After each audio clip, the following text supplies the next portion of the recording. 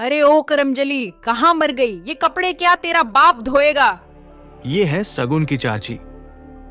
चाची, अभी मैं खाना बना रही हूँ। एक बार ये काम खत्म हो जाए फिर मैं कपड़े भी धो लूंगी।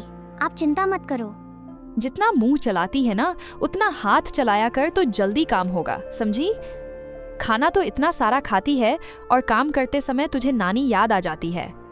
ये है सगुन, जो सभी के लिए खाना बना रही है और दिन भर मेहनत करने के बावजूद उसे बस ताने ही सुनने को मिलते हैं। दरअसल कुछ साल पहले सगुन के माता पिता की एक कार एक्सीडेंट में मौत हो गई थी। तब से सगुन अपने चाचा, चाची और चचेरी बहन साधना के साथ रहती है। जब उसके माता पिता जिंदा थे तब उसे किसी चीज की कमी नहीं थी और ना ही उसके साथ ऐसा व्यवहार होता था। पर कहते हैं ना, कभी कभी किसी के जाने से हमारी पूरी जिंदगी बदल जाती है और तब लोगों के असली चेहरे हमारे सामने आते हैं। ऐसा ही कुछ सगुन के साथ हो रहा था। सगुन पढ़ाई में बहुत होशियार थी। उसके माता पिता का सपना था कि सगुन को पढ़ा लिखा कर एक बड़ा इंसान बनाए, पर अब उनका सपना बस एक सपना ही रह गया। एक दिन जब सगुन थोड़ी देर तक सोती गई तब क्यों री सगुन, अभी तक तेरा टाइम भी हुआ उठने का। दिन सर पर चढ़ गया है और मैडम को देखो, अभी तक नींद पूरी नहीं हुई। चाची, आज मेरी तबीयत बहुत खराब है। बहुत तेज बुखार है, उठा भी नहीं जा रहा। अच्छा जी, अब कामचोरी का एक और नाटक। चल उठ चुपचाप और घर के काम में लग जा। तेरे चाचा को भी काम पर जाना है। जैसे तैसे सगुन उठती है, फिर घर के सारे काम धीरे धीरे करती है और अपने माता पिता को याद करके रोने लगती है।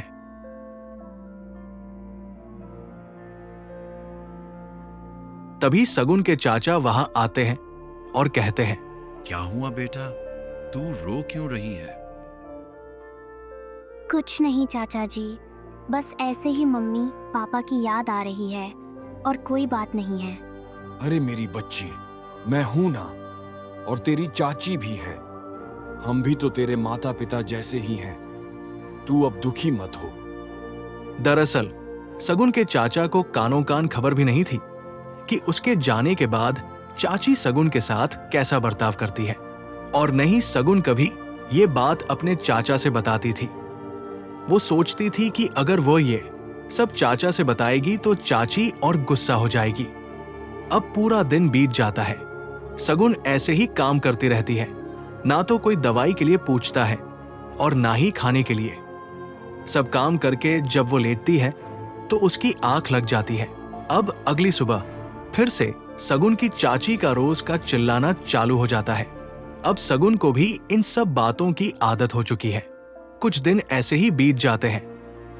एक दिन सगुन की चचेरी बहन साधना बोलती है, दीदी, तुम इतना सब कुछ क्यों सहती हो? पापा से क्यों नहीं बताती हो कि माँ तुम्हारे साथ ऐसा व्यवहार करती है? साधना, ऐसा कुछ भी नहीं है। चाची भी मुझसे उतना ही प्यार करती हैं जितना चाचा जी करते हैं।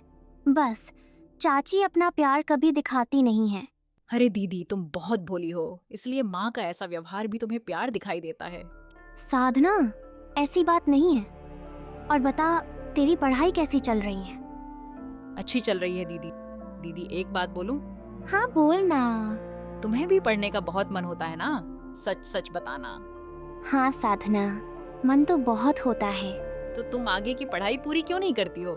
पर साधना, अगर मैं भी पढ़ाई करने लगूंगी तो चाचा और चाची का खर्चा बढ़ जाएगा और फिर घर में इतना काम भी तो होता है। वैसे भी तू पढ़े या मैं पढ़ूं, बात तो एक ही है ना। सगुन इतना कहकर बात को टाल देती है। एक दिन फिर से सगुन की तबीयत बहुत खराब हो जाती है। जब चाचा जी को पता चलता है तो वो तुरंत सगुन के सिर पर गीली पट्टी रखते हैं और दवाई लेने चले जाते हैं। तभी चाची सगुन को कोसने लगती है, तेरा तो हमेशा का नाटक है। कुछ भी हुआ तो तुरंत बिस्तर पकड़ लेती है। हम लोग भी तो हैं, दिन भर काम करते हैं फिर भी आराम नहीं करते, और तू है जो आराम से पड़ी है। सगुन कुछ नहीं कहती, बस सब सुनती रहती है और भगवान से कहती है, हे भगवान, तू मुझे इन लोगों पर बोझ क्यों बना रहा है? जैसे मेरे माता पिता को अपने पास बुला लिया है, वैसे ही मुझे भी बुला लो।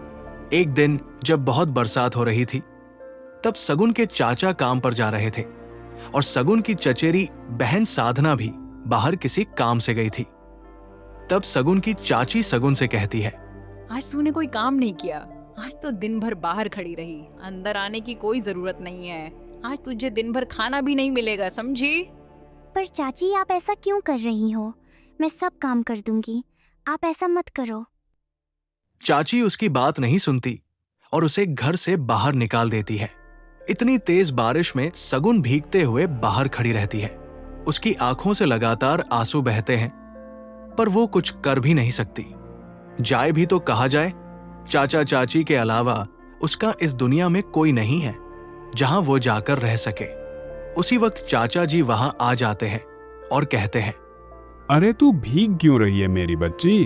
तेरी तबीयत खराब है और तू बारिश में भीग रही है, चल अंदर चल। चाचा जी सगुन को लेकर घर के अंदर जाते हैं जहां चाची पहले से खड़ी थी। तू बाहर बारिश में क्यों भीग रही थी? हाँ, तुझे तबीयत का ख्याल नहीं है क्या मेरी बच्ची? वो मेरा बारिश में भीगने का मन कर रहा था, इसीलिए मैं भीगने चली गई। मुझे माफ कर दीजिए चाचा जी, आज के बाद मैं ऐसा कभी नहीं करूंगी। तब तक वहां सगुन की चचेरी बहन साधना आ जाती है और पिताजी से कहती है, पिताजी, जो आपको दिख रहा है वह सच नहीं है, इसमें जरूर माँ का हाथ होगा। आप दीदी को बोलने के बजाय माँ से एक बार पूछो कि वो आपके जाने के बाद दीदी के साथ कैसा बर्ताव करती है। दीदी से पूरा घर का काम करवाया जाता है, फिर चाहे वह बीमार ही क्यों न हो। दीदी तो पेट भर के खाना भी नहीं खा पाती, क्योंकि माँ के तानों से ही उसका पेट भर जाता है।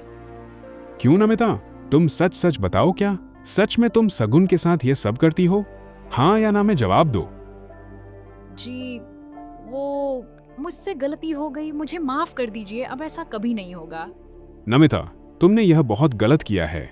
जब तक भैया जिंदा थे उन्होंने हमें किसी भी चीज की कमी नहीं होने दी। उन्होंने मुझे अपने बेटे जैसा पाला था। आज उनके जाने के बाद हमारी बारी है कि हम उनकी बेटी को कभी किसी चीज की कमी न होने दें। मुझे माफ कर दे बेटा, मैं तुझे तकलीफ में देखकर भी समझ नहीं पाया।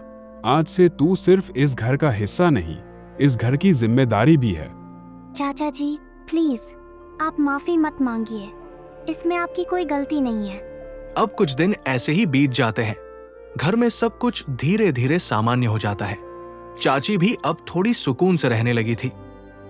उनकी आंखों में अब पहले जैसी बेचैनी नहीं रही।